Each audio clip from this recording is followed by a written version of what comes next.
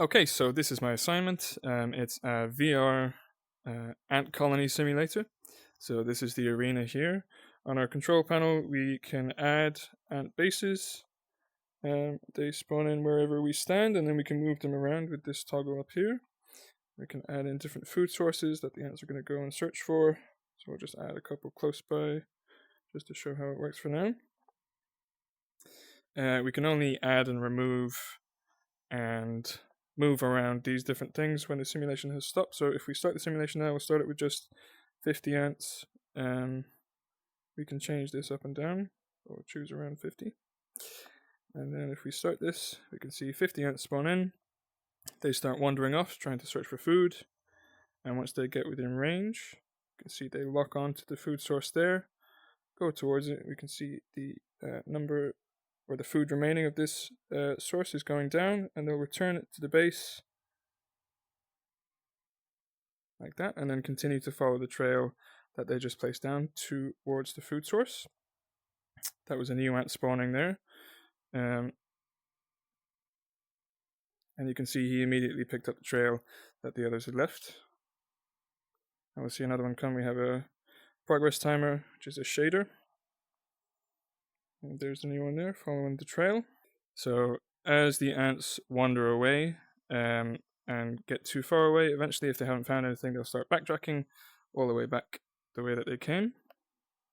And we can see as they're backtracking, they will be able to pick up the trails halfway along that the others have left. So they came back from over there and picked up the trail here.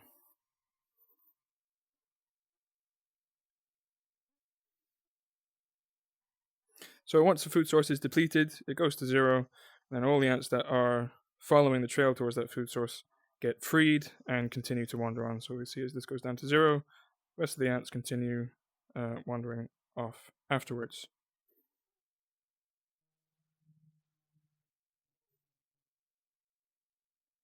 So instead of having individual nodes for each ant, which is very costly on performance, I'm using multi-mesh instances for everything. So that's why the mesh is quite simple on the ant, but it's just so that we can have a lot of them. So when it's running on just the computer, without VR, it can handle about 3,000 all wandering around and following their logic. But in VR, it can handle about 1,800 without seeing significant downgrades. So we're actually going to put this all the way up to 1,000 for now, just so we can see that it can handle that many, and also so we can see the obstacle avoidance here. So they're going to go around the tree. So we can see here no significant frame drop from 1,000 ants all at once starting. And we can see once they get up to the tree, they're going to path around it there and find the food on the other side. And then we'll see their trails go around. And we can see them coming back here along their trails around the tree instead of directly through it. Okay, so now I've added 2 ant bases. You can add up to a maximum of 4, but we'll just see how they interact together now. So 100 to start with, and we can see as they wander, when the ants get close enough to enemy ants, you can see they start to turn around. And once they've detected enemy ants, they will backtrack all the way back to the base. And once they get there, we can see that they will trigger a warrior to spawn. So warriors take 20 food as opposed to the workers 10, so it'll take them a second to get enough. Maybe these will get there first. So once they get up to 20, we can see there, and the shader changes to red, and we have a new warrior come in. So he's a bigger mesh, and he's got fangs at the front, and he glows a little bit. And so they can spawn up to the maximum number of warriors there, and hopefully we'll see them start to fight. There we go. So once the warrior locks onto an enemy ant, it will chase after it until it's caught up, and it will kill it.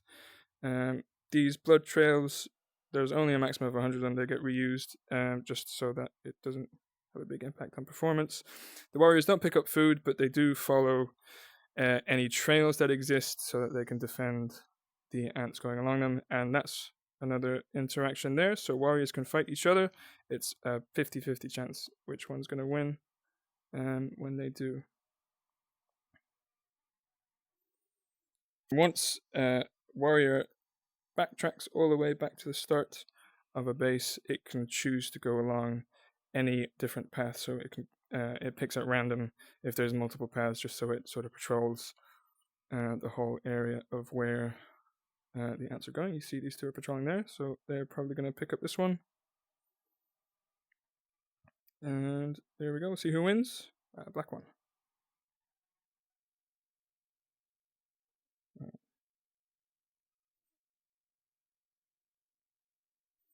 And because that warrior has died, these ants are now reporting that they've seen enemies again, because the number of warriors is below the maximum number of warriors that can spawn. So when they get back to spawn, they will trigger another warrior to spawn, but there's not enough food right now.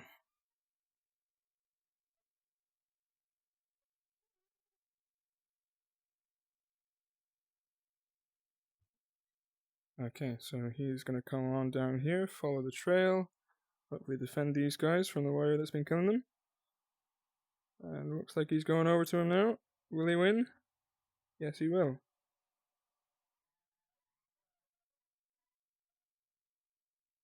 And now he's right amongst them. Okay, so I'll just show that in VR I can handle up to about 2,000 ants without slowing down too badly. If you run it outside of VR, it can handle up to about 3,000. So we can see this is 1,800 or so here. It's running pretty smoothly.